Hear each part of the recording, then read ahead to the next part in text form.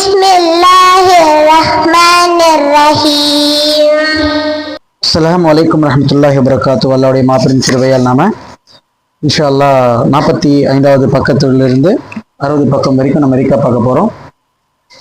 இறந்த பின்னார் செய்யக்கூடாதவை, இறந்தவருக்கு ஒப்பாரி வைத்தல் சம்பந்தப்பட்ட விஷயங்கள் நாம தலைப்புல படிச்சிருந்தோம். அதே மாதிரி பரம்பரை குறை கூறுவதும் இறந்தவருக்கு ஒப்பாரி வைப்பதல் இறைமறுப்பின் குணங்கள் என்ற தலைப்புல நம்ம படிச்சோம்.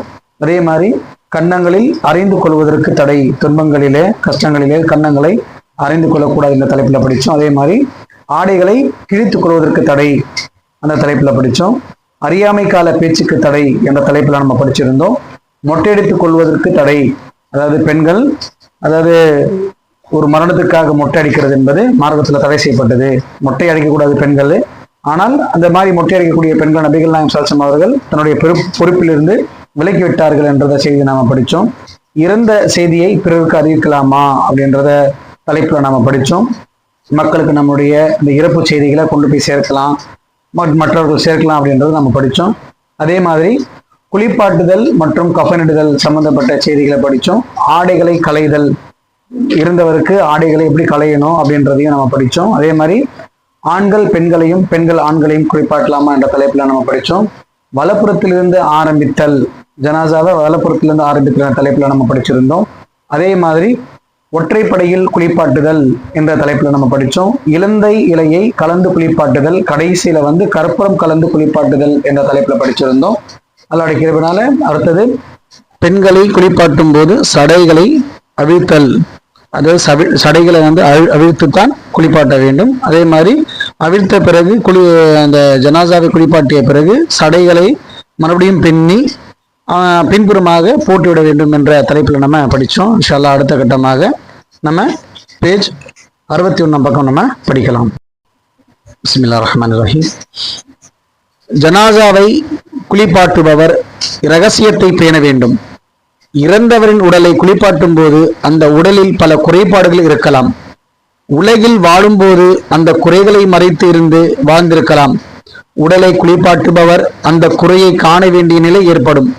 அவ்வாறு காணும்போது அந்த குறைகளை வெளியில் சொல்லாமல் மறைக்க வேண்டும். யார் இறந்துவிட்ட ஒரு முஸ்லிமை குளிப்பாட்டி அவரது குறையை மறைத்து விடுகின்றாரோ அல்லாஹ் அவருக்கு 40 முறை பாவ மன்னிப்பை வழங்கி விடுகின்றான். யார் குழி தோண்டி அடக்கம் செய்கின்றாரோ அவருக்கு ஒரு முஸ்லிமை குடியமர்த்துவதற்குரிய கூலியை போன்று அவரது கூலியை நிரந்தரமாக்கி விடுகின்றான். யார் இறந்துவிட்ட முஸ்லிமுக்கு கஃன் ஆடை அணிவிக்கின்றாரோ இறுதி நாளில் அல்லாஹ் அவருக்கு சொர்க்கத்தின் சுந்தூஸ் இஸ்தபரக் ஆகிய பட்டாடைகளை அணிவிக்கின்றான். இந்த ஹதீஸ் அபு ராஃபிக் ரலியல்லாஹு அன்ஹு அவர்கள் அறிவிக்கிறாங்க. நூல் பைஹகி 6447வது ஹதீஸாக இடம்பெற்றிருக்கு. குளிப்பாட்டுபவர் மையத்தில் ஏதேனும் குறையை கண்டால் அதை மறைத்து விட வேண்டும். குளிப்பாட்டும் முறைகளை பற்றி தெரிந்த மையத்தின் குறைகளை மறைக்கக்கூடிய நம்பிக்கையான நபர்களே குளிப்பாட்ட வேண்டும். ஜனாசா குளிப்பாட்டியவரும் சுமந்தவரும் என்ன செய்ய வேண்டும்? மையத்தை குளிப்பாட்டியவர் குளித்துக் கொள்பவராக, அதை சுமப்பவர் ஒழு செய்து கொள்பவராக என்று நபிகள் நாயகம் ஸல்லல்லாஹு அலைஹி வஸல்லம் அவர்கள் கூறினார்கள். ஹதீஸ் அபூ ஹுரைரா ரலியல்லாஹு அன்ஹு அவர்கள், இப்னு ஹிஃபான் 1161வது ஹதீஸாக இருக்கு. எனவே குளிப்பாட்டியவர் குளித்துக் கொள்வதும் சுமப்பவர் உழு செய்வதும் சிறந்ததாகும் என்ற இந்த விஷயங்களை நம்ம ஹதீஸை விளக்கங்களை படிச்சிருக்கோம். அதே மாதிரி குளிப்பாட்டியவர் கட்டாயமாக குளிக்க வேண்டுமா? நாங்கள் இறந்தவரை குளிப்பாட்டி விட்டு சிலர் குளிப்பவர்களாகவும் மற்றும் சிலர் குளிக்காதவர்களாகவும் இருந்தோம் என்று இப்னு உமர் ரலியல்லாஹு அன்ஹு அவர்கள் அறிவிக்கிறார்கள். நூல் தாராகுத்னி 1820வது ஹதீஸாக இருக்கு. இப்னு உமர் ரலியல்லாஹு அன்ஹு அவர்கள் குன்னா என்ற வாசகத்தை பயன்படுத்துகிறார்கள். குன்னா என்றால் கடந்த கால சொல், அதாவது கடந்த காலத்தில் நாங்கள் இவ்வாறு செய்தோம் என்ற சொல்லி குறிக்கும். நபி ஸல்லல்லாஹு அலைஹி வஸல்லம் அவர்கள் காலத்து நடைமுறையை தான் குறிப்பிட்டுள்ளார்கள் என்பதில் சந்தேகமில்லை. விரும்பியவர் குளித்துக் கொள்ளலாம், விரும்பாதவர் குளிக்காமலும் இருக்கலாம் என்று விளங்கலாம். போரில் கொல்லப்பட்டவர்களை குளிப்பாட்ட வேண்டுமா? அல்லாஹ்வின் பாதையில் அறப்போரில் கொல்லப்பட்டவரை குளிப்பாட்டாமல் இரத்தத்துடன் அடக்கம் செய்ய வேண்டும். இவர்களை உஹது போரில் இறந்தவர்களை இரத்தத்தினுடையே அடக்குங்கள் என்று நபி ஸல்லல்லாஹு அலைஹி வஸல்லம் அவர்கள் கூறினார்கள். மேலும் நபி ஸல்லல்லாஹு அலைஹி வஸல்லம் அவர்களை நீராட்டவில்லை, அதாவது குளிப்பாட்டவில்லை. அறிவிப்பவர் ஜாபிர் ரலியல்லாஹு அன்ஹு, நூல் புகாரி 1346 ஹதீஸாக இடம்பெற்றிருக்கு. போரில் கொல்லப்பட்டவர்களை அவர்களின் ஆடையில் கஃனிடுதல். போரில் எதிரிகளால் கொல்லப்பட்டவர்களை அவர்கள் அணிந்திருந்த ஆடையிலேயே கஃனிட வேண்டும். அவர்களை ஷஹீதுகளை அவர்களின் ஆடைகளிலேயே கஃனிடுங்கள் என்று நபி ஸல்லல்லாஹு அலைஹி வஸல்லம் அவர்கள் கூறினார்கள். அறிவிப்பவர் அப்துல்லா பின் சஃபா ரலியல்லாஹு அன்ஹு அவர்கள், நூல் அஹமது 22,547 ஹதீஸாக இடம்பெற்றிருக்கு. இந்த ஹதீஸ்ல எல்லாம் போரில் கொல்லப்பட்டவங்க ஷஹீதுகளுக்கு அந்த ஆடையிலேயே குளிப்பாட்டாமலேயே அவங்களுக்கு அடக்கம் செஞ்சிருக்கிறாங்கன்றதை நாம் விளங்கிக் கொள்ளலாம். மேற்கூறப்படி இன்னும் விஷயங்களை பார்க்கலாம். எஹ்ராம் கட்டியவரின் தலையை மூடலாமா? இது ஏற்கனவே நம்ம படித்த ஒரு செய்தி தான். அதாவது எஹ்ராம் கட்டியவர் ஒருவர் ஒட்டகத்திலிருந்து கீழே கழுத்து முறிந்து அவர் இறந்து விட்டுறாரு. அல்லாஹ் ஸல்லல்லாஹு அவர்கள் அவரை நீங்க என்ன செய்யுங்க, அவரை குளிப்பாட்டுங்க. அதே மாதிரி அவரை நீங்க நறுமணம் பூச வேண்டாம், தலையை மறைக்க வேண்டாம் என்ற ஹதீஸை நாம ஏற்கனவே படிச்சிருந்தோம். அவர் நாளை மறுமை நாளில தல்பியா சொல்லியவாறு எழுவார் அப்படின்ற ஹதீஸை ஏற்கனவே படிச்சிருக்கோம். இது இப்னு அஃபான் ரலியல்லாஹு அன்ஹு அவர்கள் அறிவிக்கிறார்கள். நூல் புகாரி 1265 ஹதீஸாக இடம்பெற்றிருக்கு. அதே மாதிரி போஸ்ட்மார்ட்டம் செய்தவரை குளிப்பாட்டலாமா? இன்றைக்கு மன சங்கடங்கள் உள்ள விஷயங்கள் சமுதாயத்துல இதுவும் ஒண்ணு. ஒருவரது இறப்பில் ஏதேனும் சந்தேகம் இருந்தால் அவரது உடலை அறுத்து பரிசோதனை செய்வதற்கு போஸ்ட்மார்ட்டம் பிரேத பரிசோதனை செய்வார்கள். இவ்வாறு செய்வது நிர்பந்தமான சூழ்நிலையில் செய்யப்படுவது ஆகும். நிர்பந்தத்தின் காரணத்தால் செய்யப்படும் எந்த காரியத்தையும் மார்க்கம் தடுக்கவில்லை. இவ்வாறு அறுக்கப்பட்ட உடல்களை குளிப்பாட்ட முடியாது. ஏனெனில் குளிப்பாட்டுவது என்பது மையத்தின் அசுத்தங்களை நீக்குவதற்கு செய்யப்படுவதுதான். இது போன்ற அறுக்கப்பட்ட உடலை குளிப்பாட்டினால் அசுத்தம் நீங்காது, மையத்தையும் மேலும் அசுத்தமாகிவிடும். எனவே போஸ்ட்மார்ட்டம் செய்யப்பட்ட மையத்தை குளிப்பாட்ட தேவையில்லை. இதுபோல் வாகன விபத்தில் இருந்தவர்கள், குண்டு வெடிப்பில் இருந்தவர்கள், துண்டு துண்டாக வெட்டி கொல்லப்பட்டவர்கள், உடல் சிதைந்து இருந்தவர்கள், தீயில் கருகி இறந்தவர்கள் ஆகியோருக்கு குளிப்பாட்ட முடியாது சூழ்நிலையில் இருந்தால் குளிப்பாட்டாமல் விட்டுடுவது குற்றமாகாது. இதை போன்றவர்களை குளிப்பாட்ட தேவையில்லை என்பதை நேரடி ஆதாரம் இல்லாவிட்டாலும் வேறு ஆதாரங்களின் துணையுடன் இது பற்றி நாம் ஒரு முடிவுக்கு வரலாம். குளிப்பாட்டுவது கட்டாயம் இல்லை என்பதை கீழ்கண்ட செய்தியிலிருந்து அறியலாம். விளக்கம் கொடுத்திருக்காங்க, ஹதீஸ் கொடுத்திருக்காங்க. இவர்களை, அதாவது ஷஹீதுகளை, உஹது போரில் இறந்தவர்களை இரத்தத்துடனேயே அடக்குங்கள் என்று நபி ஸல்லல்லாஹு அலைஹி வஸல்லம் அவர்கள் கூறினார்கள். மேலும் நபி ஸல்லல்லாஹு அலைஹி வஸல்லம் அவர்களை நீராட்டவில்லை, குளிப்பாட்டவில்லை, அந்த ஷஹீதுகளை குளிப்பாட்டவில்லை அப்படின்றத ஒரு ஹதீஸ்ல இன்னொரு விஷயங்களை நாம விளங்கி கொள்ளலாம் இன்ஷா அல்லாஹ். உயிருடன் இருக்கும் போது ஒருவர் குளிக்க முடியாத நிலை இருந்தால் அதற்கு பகரமாக தைமம் செய்யுமாறு இஸ்லாம் கூறுகிறது. வாகன விபத்தில் இறந்து போனவரின் உடலை குளிப்பாட்டுவது சிரமம் ஆகையால் இறந்தவரை குளிப்பாட்டுவதற்கு பதிலாக தைமம் செய்து கொள்ளலாம். அதுவும் முடியாவிட்டால் அப்படியே விட்டுவிடலாம். நபி ஸல்லல்லாஹு அலைஹி வஸல்லம் அவர்கள் கூறினார்கள், நான் எதை செய்யுங்கள் என்றோ எதை செய்ய வேண்டாம் என்றோ ஒன்று கூறாமல் உங்களுடைய முடிவுக்கு விட்டுவிட்டேனோ அதை பற்றி எதுவும் கேட்காமல் நீங்களும் விட்டுவிடுங்கள். உங்களுக்கு முன் வாழ்ந்தவர்களை அழித்ததெல்லாம் அவர்கள் தங்கள் இறை தூதர்களிடம் அதிகமாக கேள்வி கேட்டதும் அவர்களுடன் கருத்து வேறுபாடு கொண்டதும் தான். ஒன்றை செய்ய வேண்டும் என உங்களுக்கு நான் தடை விதித்தால் அதிலிருந்து நீங்கள் தவிர்த்து கொள்ளுங்கள். ஒன்றை செய்யுமாறு உங்களுக்கு நான் கட்டளையிட்டால் அதை உங்களால் முடிந்த அளவிற்கு செய்யுங்கள் அப்படின்றத நமக்கு இந்த ஹதீஸ் விளக்கம் தருது. அறிவிப்பார் அபூ ஹுரைரா ரலியல்லாஹு அன்ஹு அவர்கள், நூல் புகாரி 7288 ஹதீஸாக இடம்பெற்றிருக்கு. அதாவது அல்லாஹ் அவர்கள் எது வரைக்கும் நமக்கு சொன்னாங்களோ அது வரைக்கும் நம்ம எடுத்துட்டு போயிடலாம். தேவையில்லாம அதற்கு நம்ம தர்க்கமோ அதற்கு வேற குதர்த்தமோ எல்லாம் செய்வதை விட்டு எது நமக்கு சாத்தியமோ அது செய்து விட்டு போகலாம். அல்லாஹும் அது நமக்கு என்ன செய்ய மாட்டான், பொருட்படுத்த மாட்டான்றத குர்ஆன் வசனத்தை மேற்கோள் காட்டி சொல்லிக்கிறாங்க. யாரையும் அவருடைய சக்திக்கு உட்பட்டே தவிர அல்லாஹ் நிர்பந்திக்க மாட்டான். லா யுகல்லிஃபுல்லாஹு நஃப்ஸன், இந்த 2வது அத்தியாயம் 286வது வசனம். மையத்திற்கு அழகிய முறையில் கஃன் அணிவித்தல். மையத்தை குளிப்பாட்டிய பிறகு மையத்தின் உடலை துணியால் மறைக்க வேண்டும் என்று மார்க்கம் கட்டளையிடுகின்றது. இதற்கு கஃனிடுதல் என்று பெயர். இறந்தவரின் உடலில் பாகங்கள் திரிந்திருக்காத வகையில் கஃனிடும் போது அழகிய முறையில் கஃனிட வேண்டும். ஒரு நாள் நபி ஸல்லல்லாஹு அலைஹி வஸல்லம் அவர்கள் எங்களிடையே உரையாற்றுகையில் தம் தோழர் ஒருவரை நினைவு கூர்ந்தார். அவர் இறந்தபோது நிறைவான கஃன் அணிவிக்கப்படாமல் அரைக்குறை கஃனில் இரவிலேயே அடக்கம் செய்யப்பட்டு விட்டார். எனவே நபி ஸல்லல்லாஹு அலைஹி வஸல்லம் அவர்கள் தாம் கலந்து கொண்ட தொழ வைக்கப்படாமல் இரவிலேயே ஒருவர் அடக்கம் செய்யப்பட்டதை கண்டித்தார்கள். ஒருவருக்கு நிர்பந்தம் ஏற்பட்டால் தவிர அவ்வாறு செய்ய வேண்டாம் என தடை விதித்தார்கள். மேலும் உங்களில் ஒருவர் தம் சகோதரருக்காக கஃனிடும் போது அழகிய முறையில் கஃனிடட்டும் என்று கூறினார்கள். இந்த ஹதீஸ் ஜாபிர் பின் அப்துல்லா ரலியல்லாஹு அன்ஹு அவர்கள் அறிவிக்கிறாங்க. நூல் முஸ்லிம் 1720 ஹதீஸா இருக்கு. அதே மாதிரி கஃன் ஆடைகளில் சிறந்தது எது? கஃன் ஆடை எந்த ஆடை நிறத்திலும் இருக்கலாம், வெள்ளை நிறத்திலும் இருந்தால் சிறந்தது. நபி ஸல்லல்லாஹு அலைஹி வஸல்லம் அவர்கள் கூறினார்கள், வெண்மையான ஆடைகளை அணியுங்கள், ஏனெனில் அதுதான் உங்கள் ஆடைகளில் சிறந்ததாகும். மேலும் இறந்தவர்களையும் வெள்ளை ஆடைகளில் இருந்து கஃனிடுங்கள் அப்படின்னு சொல்லிக்கிறாங்க. இந்த ஹதீஸ் இப்னு அப்பாஸ் ரலியல்லாஹு அன்ஹு அவர்கள் அறிவிக்கிறாங்க. நூல் திருமதி 915வது ஹதீஸாக இடம்பெற்றிருக்கு. கலர் ஆடையில் கஃனிடலாமா?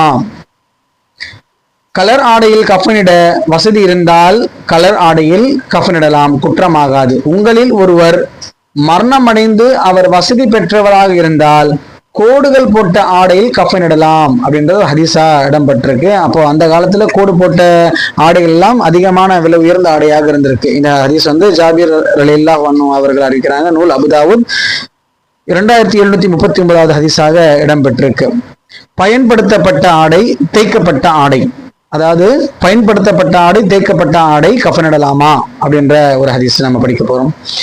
தேய்க்கப்படாத ஆடை தான் கஃனிட வேண்டும் என்று சிலர் நினைக்கின்றார்கள். தேய்க்கப்பட்ட கீழாடையும் மேலாடையிலும் கஃனிடலாம். கிராமவாசிகளில் ஒருவர் நபி ஸல்லல்லாஹு அலைஹி வஸல்லம் அவர்களிடம் வந்து அவர்களை நம்பிக்கை கொண்டு அவர்களே பின்பற்றினார்.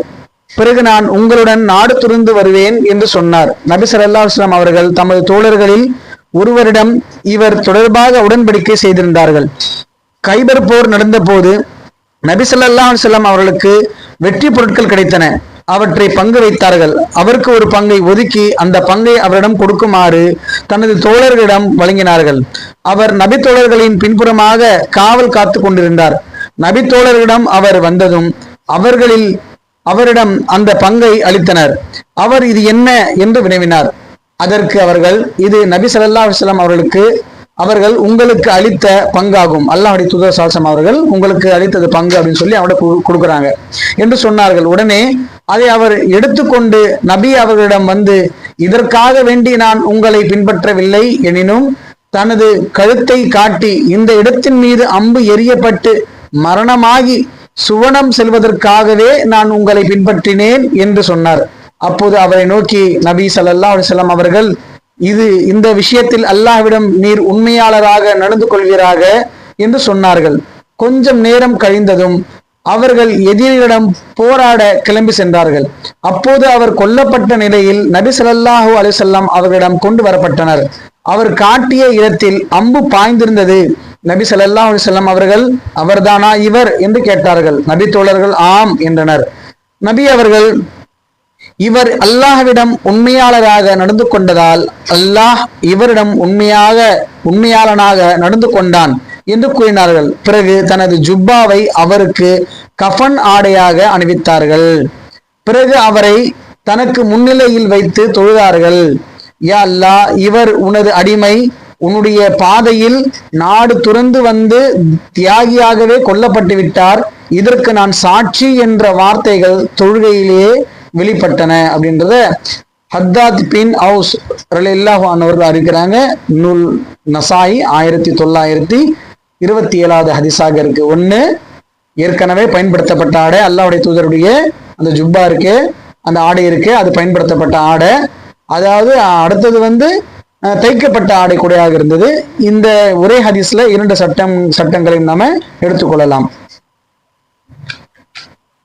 அதே மாதிரி கஃனிடுவதற்கு ஆடை குறைவாக இருந்தால், இறந்தவரை கஃனிடும் போது குறைவான துணி இருந்தால் சடலத்தின் தலை மட்டுமே அல்லது கால்கள் மட்டுமோ தாம் மறைக்கப்பட முடியும் என்ற நிலை ஏற்பட்டால் தலையே மறைக்க வேண்டும். நாங்கள் அல்லாஹ்வின் திருப்தியை நாடி நபி ஸல்லல்லாஹு அலைஹி வஸல்லம் அவர்களுடன் ஹிஜ்ரத் செய்தோம். எங்களுக்கான பிரதிபலனை அளிப்பது அல்லாஹ்வின் பொறுப்பாகிவிட்டது. எங்களில் சிலர் தங்கள் பிரதிபலனை இவ்வுலகத்தில் அனுபவிக்காமல் இருந்துள்ளார். அவர்களில் முஸ்ஆப் பின் உமைர் ரலியல்லாஹு அன்ஹு அவர்களும் ஒருவர். எங்களில் மற்ற சிலருக்கு ஹிஜ்ரத்தின் பலன் கனிந்து அதை பறித்து அனுபவித்துக் கொண்டிருந்தார்கள். முஸாப் பின் உமைர் ரலியல்லாஹு அன்ஹு அவர்கள் உஹது போரில் கொல்லப்பட்டார்கள். அன்னாரது உடலில் கஃபனாக சாய்ந்த ஒரே ஒரு சால்வாய் மட்டுமே இருந்தது. சார்ந்த ஒரே ஒரு சால்வாய் தான் இருந்தது. அதை கொண்டு அவரது தலையை மறைத்தால் கால்கள் வெளியில் தெரிந்தன, கால்களை மறைத்தால் தலை வெளியில் தெரிந்தது.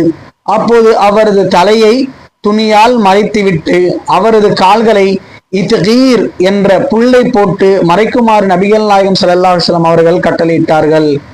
அதாவது ஆடை குறைவாக இருந்தாலும் தலையை மறைத்து விட்டு, அப்ப அந்த காலத்துல இருந்த ஒரு புல்லு, அந்த புல்லின் பேர் இத்கீர், இந்த புல்லை போட்டு என்ன செஞ்சாங்க, காலை மறிச்சாங்கன்றத இந்த ஹதீஸ் ஹப்பாப் ரலியல்லாஹு அன்ஹு அவர்கள் அறிவிக்கிறாங்க. நூல் புகாரி 1276வது ஹதீஸாக இடம்பெற்றிருக்கு. கஃனிடும் போது தலையை முக்கியமாக மூட வேண்டும் என்பது இந்த ஹதீஸிலிருந்து நாம விளங்கிக் கொள்ளலாம். ஒரு ஆடையில் கஃனிடுதல், ஒரே ஒரு ஆடையில கஃனிடுதல். நபி ஸல்லல்லாஹு அலைஹி வஸல்லம் அவர்கள் உஹது போரில் கொல்லப்பட்டவர்களில் இரண்டு நபர்களை ஒரே ஆடையில் கஃனிட்டு விட்டு இவர்களில் குர்ஆனை அதிகம் அறிந்தவர் யார் என கேட்டார்கள். இருவரில் ஒருவர் சுட்டி காட்டப்பட்டதும் அந்த ஒருவரது உடலை கபரின் உட்குழியில் முதலில் வைத்துவிட்டு இவர்களுக்கு மறுமை நாளில் நானே சாட்சியாவேன் என கூறினார்கள். பின்பு இரத்தத்தோடு அடக்குமாறு பணித்தார்கள். இவர்கள் நீராட்டப்படுவோ இவர்களுக்கு ஜனாசா தொழுகை தொழுவிக்கப்படுவோ இல்லை. ஒரே ஆடையில முடிச்சு விட்டாங்க. இரண்டு ஆடையில் கஃனிடுதல். எஹ்ராம் கட்டிய ஒருவர் அரஃபா மைதானத்தில், ஏற்கனவே நம்ம படித்த ஹதீஸ் தான் இது, அந்த வாகனத்திலிருந்து கீழே விழுவாரு. அவருக்கு அல்லாஹ்வுடைய ரசூல் அவர்கள் இலந்தை நீரால் நீராட்டி இரண்டு ஆடைகள் பிரேத உடை கஃன் அணிவித்து அவருக்கு உடல்ல நறுமணம் பூசாம தலையை மறைக்காம அப்படியே அல்லாஹ்வுடைய ரசூல் அவர்கள் அடக்குவாங்க. அப்போ இந்த ஹதீஸ்ல இரண்டு ஆடைகள் என்ற விஷயங்களை நம்ம இந்த சட்டங்களை எடுத்துக்கொள்ளலாம். இந்த ஹதீஸ் இப்னு அப்பாஸ் ரலியல்லாஹு அன்ஹு அறிவிக்கிறாங்க. நூல் புகாரி 1265வது ஹதீஸாக இடம்பெற்றிருக்கு. மூன்று ஆடையில் கஃனிடுதல். நபி ஸல்லல்லாஹு அலைஹி வஸல்லம் அவர்கள் யமன் தேசத்தின் பருத்தியிலான வெண்ணிறமுள்ள 3 துணிகளால் கஃன் செய்யப்பட்டார்கள். அம்மூன்றில் சட்டையோ தலைப்பாகையோ இருக்கவில்லை. இந்த ஹதீஸ் ஆயிஷா ரலியல்லாஹு அன்ஹா அவர்கள் அறிவிக்கிறாங்க. நூல் புகாரி 1264வது ஹதீஸாக இடம்பெற்றிருக்கு. முஸ்லிம்ல 1716வது ஹதீஸாக இடம்பெற்றிருக்கு. ஆலிம்கள் யாரேனும் மரணித்து விட்டால் அவர்களுக்கு தலைப்பாகை அணிவிக்கும் வழக்கம் சில ஊர்களில் உள்ளது. இதற்கு மார்க்கத்தில் எந்த ஆதாரமும் இல்லை. அல்லாஹ்வுடைய தூதருக்கு தலைப்பாகை அணிவிக்கல அப்படின்றத, சட்டையோ தலைப்பாகையோ அணிவிக்கல என்றதை இந்த ஹதீஸ்ல நம்ம மேற்கூறப்பட்ட ஹதீஸ்ல நம்ம பார்த்து தெரிந்து கொள்ளலாம். அழகிய முறையில் கஃனிட்டால் கிடைக்கும் நன்மைகள். யார் இறந்துவிட்ட ஒரு முஸ்லிமை குளிப்பாட்டி அவரது குறையை மறைத்து விடுகின்றாரோ அல்லாஹ் அவருக்கு 40 முறை பாவ மன்னிப்பை வழங்கி விடுகின்றான். ஏற்கனவே நம்ம படிச்ச ஹதீஸ் தான். யார் குழி தோண்டி அடக்கம் செய்கின்றாரோ அவருக்கு ஒரு முஸ்லிமை குடியமர்த்திய கூலியை போன்று அவரது கூலியை நிரந்தரமாக்கி விடுகின்றான். யார் இறந்துவிட்ட முஸ்லிமுக்கு கஃன் ஆடை அணிவிக்கின்றாரோ இறுதி நாளில் அல்லாஹ் அவருக்கு சொர்க்கத்தின் சுந்தூஸ், இஸ்தப்ரக் ஆகிய பட்டாடைகளை அணிவிக்கின்றான். நூல் பைஹகி 6447வது ஹதீஸாக இடம்பெற்றிருக்கு. அதே மாதிரி மரணிப்பதற்கு முன்பு தனது கஃனை தயாரித்து கொள்ளலாமா? அதாவது நாம மரணிப்பதற்கு முன்னாடியே நம்முடைய கஃனை நம்ம தயார் செய்து வச்சுக்கலாமா அப்படின்றத இந்த கேள்வி. நபி ஸல்லல்லாஹு அலைஹி வஸல்லம் அவர்கள் காலத்தில் முன்கூட்டியே கஃன் உடையை தயாராக வைத்துக் கொண்டவரை நபி ஸல்லல்லாஹு அலைஹி வஸல்லம் அவர்கள் ஆட்சேபிக்கவில்லை. ஆகையால் நாம் மரணிப்பதற்கு முன்னால் தனது கஃனை முன்பே தயாரித்து கொள்ளலாம். இதுவும் ஒரு பொறுத்தர நல்லதான். ஒவ்வொரு தடவையும் பீரவை திறக்கும் போது நம்முடைய பல ஆடைகள் பார்க்கும்போது, கஃன் ஆடை பார்க்கும்போது மரணத்துடைய சிந்தனை கூட வருவதற்கான ஒரு எடுத்துக்காட்டா இருக்கும். சஹல் ரலியல்லாஹு அன்ஹு அவர்கள் ஒரு பெண்மணி நபி ஸல்லல்லாஹு அலைஹி வஸல்லம் அவரிடம் புர்தா கொஞ்சம் கட்டப்பட்ட சால்வை ஒன்றை கொண்டு வந்தார் என்று கூறிவிட்டு, புர்தா என்றால் என்ன என்பது உங்களுக்கு தெரியுமா என்று கேட்கப்பட்டது. அங்கிருந்தோர் ஆம், புர்தா என்பது சால்வைதானே என்றனர். சஹல் ரலியல்லாஹு அன்ஹு அவர்கள் ஆம் என கூறிவிட்டு, மேலும் அப்பெண்மணி, நான் எனது கையாலேயே இதை நெய்த்திருக்கின்றேன், இதனை உங்களுக்கு அணிவிக்கவே நான் கொண்டு வந்தேன் என்றதும், அது தேவை இருந்ததால் நபி ஸல்லல்லாஹு அலைஹி வஸல்லம் அவர்கள் அதை பெற்றுக்கொண்டார்கள். பிறகு அவர்கள் அதை கீழாடையாக அணிந்து கொண்டு எங்களிடம் வந்தபோது, ஒருவர் இது எவ்வளவு அழகாக இருக்கின்றது, எனக்கு இதை நீங்கள் அணிய கொடுத்து விடுங்கள் என்று கேட்டார். உடனே அங்கிருந்தோர், நீ செய்வது முறையன்று, நபி ஸல்லல்லாஹு அலைஹி வஸல்லம் அவர்களுக்கு அது தேவைப்பட்டதால் அதை அணிந்திருக்கிறார்கள், நபி ஸல்லல்லாஹு அலைஹி வஸல்லம் அவர்கள் கேட்பவர்களுக்கு கொடுக்காமல் இருக்க மாட்டார்கள் என்று தெரிந்து கொண்டே நீர் அதை அவரிடம் கேட்டுவிட்டீரே என்று கூறினார்கள். அல்லாஹ்வுடைய தூதருடைய பண்பு அது. யார் கேட்டாலும் இல்லைன்னு சொல்ல மாட்டாங்க, தனக்கு இல்லைனாலும் கொடுக்கக்கூடியவர்கள் அல்லாஹ்வுடைய தூதர் ஸல்லல்லாஹு அலைஹி வஸல்லம் அவர்கள். அதற்கு அவர், அல்லாஹ்வின் மீது ஆணையாக, நான் அதை சாதாரணமாக அணிந்து கொள்வதற்காக கேட்கவில்லை, அது எனக்கு பிரேத உடை கஃபன் ஆகிவிட வேண்டும் என்பதே கேட்டேன் என்றார். பின்பு அது அவருக்கு கஃபனாகவே ஆகிவிட்டது என்று சஹல் ரலியல்லாஹு அன்ஹு அவர்கள் கூறுகிறார்கள். இந்த ஹதீஸ் அபு சாஹிம் ரஹமத்துல்லாஹி அலைஹி அவர்கள் அறிவிக்கிறாங்க. புகாரி 1277 ஹதீஸாக இடம்பெற்றிருக்கு. முஸ்லிம்ல 1716 ஹதீஸாக இடம்பெற்றிருக்கு. நபி ஸல்லல்லாஹு அலைஹி வஸல்லம் அவர்களுக்காக கொண்டு வரப்பட்ட ஒரு புதிய ஆடையை தமது கஃபனுக்காக நபி தோழர் வைத்துக் கொண்டார். எனவே கஃபனுக்கு புத்தாடை எடுத்து வைத்துக் கொள்ளலாம். ஜனாசாவை கஃபனிட்ட பின் திறக்கலாமா? சில பேர் ஜனாசாவை மூடிட்ட பிறகு திறக்கவே கூடாது அப்படின்றத சில பேர் இடத்துல கருத்தாக இருக்கு. எதற்கான பதிலை நம்ம பார்ப்போம். கஃபனிட்ட பின் ஜனாசாவை திறந்து பார்ப்பதில் எந்த தவறும் இல்லை. தேவை ஏற்பட்டால் திறந்து பார்க்கலாம். நபி ஸல்லல்லாஹு அலைஹி வஸல்லம் அவர்கள் இறப்பு செய்தியை கேள்விப்பட்டு, என் தந்தை அபூபக்கர் ரலியல்லாஹு அன்ஹு அவர்கள் சுன்ஹு என்னுமிடத்திலுள்ள தமது வீட்டிலிருந்து குதிரையில் மஸ்ஜிதுன் நபிவிக்கு வந்திறங்கி யாரிடமும் பேசாமல் நேரடியாக என் அறைக்குள் நுழைந்தார்கள். அங்கு நபி ஸல்லல்லாஹு அலைஹி வஸல்லம் அவர்களை கரை வேலைப்பாடுகள் செய்யப்பட்ட போர்வையால் போர்த்தப்பட்ட நிலையில் கண்டார்கள். உடனே அபூபக்கர் ரலியல்லாஹு அன்ஹு அவர்கள் நபி ஸல்லல்லாஹு அலைஹி வஸல்லம் அவர்களது முகத்தில் உள்ள துணியை அகற்றிவிட்டு அவர்களின் மேல் விழுந்து முத்தமிட்டு விட்டு அழுதார்கள்.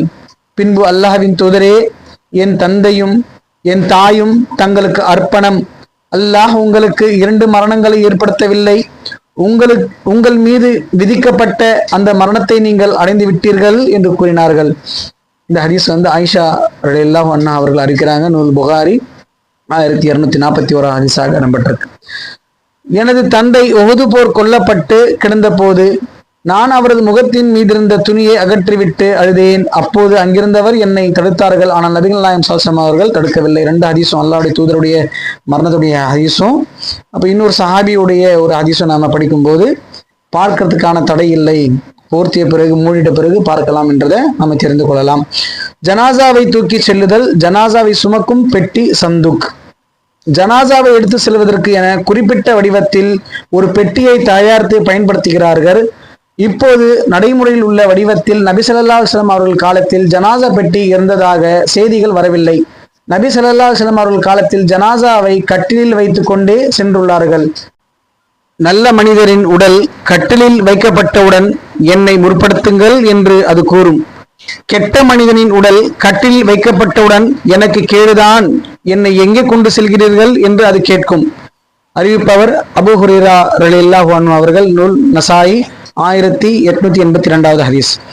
ஆண்கள் தோள்களில் ஜனாசாவை சுமப்பது. நபி ஸல்லல்லாஹு அலைஹி வஸல்லம் அவர்கள் கூறினார்கள், பிரேதம் பெட்டியில் வைக்கப்பட்டு அதை ஆண்கள் தங்கள் தோள்களில் தூக்கி செல்லும் போது அந்த பிரேதம் நல்லறங்கள் புரிந்ததாக இருக்குமானால் என்னை விரைந்து கொண்டு செல்லுங்கள் என்று கூறும். அது நல்லறங்கள் புரியாததாக இருக்குமானால் கை சேதமே, என்னை எங்கே கொண்டு செல்கிறீர்கள் என்று கூறும். இவ்வாறு கூறும் சப்தத்தை மனிதனை தவிர அனைத்தும் செவியுறும். மனிதன் அதை செவியுற்றால் மயங்கி கீழே விழுந்து விடுவான். அறிவிப்பாளர் அபு சயீத் அல் குத்ரி ரலியல்லாஹு அன்ஹு அவர்கள். நூல் புகாரி 1314 ஹதீஸாக இடம்பெற்றிருக்கு. விரைவாக சுமந்து செல்லுதல். ஜனாசாவை சுமந்தவர்களும் அதை பின் தொடர்பவர்களும் ஓடுகிறார்களோ என்று கருதும் அளவிற்கு தங்களுடைய நடைகளை அமைத்துக் கொள்ள வேண்டும். நபி ஸல்லல்லாஹு அலைஹி வஸல்லம் அவர்கள் கூறினார்கள், பிரேதம் பெட்டியில் வைக்கப்பட்டு அதை ஆண்கள் தங்கள் தோள்களில் தூக்கி செல்லும் போது அந்த பிரேதம் நல்லறங்கள் புரிந்ததாக இருக்குமானால் என்னை விரைந்து கொண்டு செல்லுங்கள் என்று கூறும். அது நல்லறங்கள் புரியாததாக இருக்குமானால் கை சேதமே என்னை எங்கே கொண்டு செல்கிறீர்கள் என்று கூறும். இவ்வாறு கூறும் சப்தத்தை மனிதனை தவிர அனைத்தும் செவியுறும். மனிதன் அதை செவியுற்றால் மயங்கி விழுந்து விடுவான். அதே ஹதீஸ் அபு சயீத் அல் குத்ரி அவர்கள் அறிவிக்கிறாங்க. புகாரி 1314 ஹதீஸாக இடம்பெற்றிருக்கு. நபி ஸல்லல்லாஹு அலைஹி வஸல்லம் அவர்கள் கூறினார்கள், பிரேதத்தை துரிதமாக கொண்டு செல்லுங்கள், ஏனெனில் அது பிரேதம் நல்லறங்கள் புரிந்திருந்தால் அதற்கான நன்மை பக்கம் அதை விரைவுபடுத்துகிறீர்கள். மேலும் வேறு விதமாக அது இருந்தால் ஒரு தீங்கை உங்கள் தோள்களிலிருந்து விரைவாக இறுக்கி வைக்கின்றீர்கள். இந்த ஹதீஸ் அபு ஹுரைரா ரலியல்லாஹு அன்ஹு அவர்கள் அறிவிக்கிறாங்க. நூல் முஸ்லிம் 1721 ஹதீஸ். சஅத் பின் முஆத் ரலியல்லாஹு அன்ஹு அவர்கள் மரணித்த நாளன்று அவர்களது உடலை தூக்கி செல்லும் போது எங்களுடைய செருப்புவார் அருந்து போகும் அளவுக்கு நபி ஸல்லல்லாஹு அலைஹி வஸல்லம் அவர்கள் விரைந்து சென்றார்கள். இந்த ஹதீஸ் ராஃபி ரலியல்லாஹு அன்ஹு அவர்கள் அறிவிக்கிறாங்க. நூல் இமாம் புகாரியின் தாரிக் 827 ஹதீஸ். சில இடங்களில் ஜனாசாவை தூக்கி செல்லும் போது ஏதேனும் ஒரு பாட்டை பாடிக்கொண்டு ஆடி அசைந்து மெதுவாக கொண்டு செல்லும் வழக்கம் உள்ளது. இது மார்க்கத்திற்கு முரணான காரியங்களாகும். நாங்கள் அப்துல் ரஹ்மான் பின் சமூரா அவர்களின் ஜனாசாவில் கலந்து கொண்டோம். அப்போதைய ஆட்சியாளர் சியாத் கட்டிலின் முன்னால் நடக்கலானார். அப்துல் ரஹ்மானின் குடும்பத்தினர் சிலர் ஜனாசாவின் கட்டிலை எதிர்நோக்கி பின்புறம் நடந்தவர்களாக, வாருங்கள், அல்லாஹ் உங்களுக்கு பர்க்கத் செய்வான் என்று கூறினார்கள். அப்போது மெதுவாக அவர்கள் ஊர்ந்து சென்றனர். மிர்ஃபத் எனும் இடத்தை நாங்கள் அடைந்த போது அபூபக்கர் ரலியல்லாஹு அன்ஹு அவர்கள் கோவேறு கழுதையில் வந்து எங்களுடன் சேர்ந்தனர்.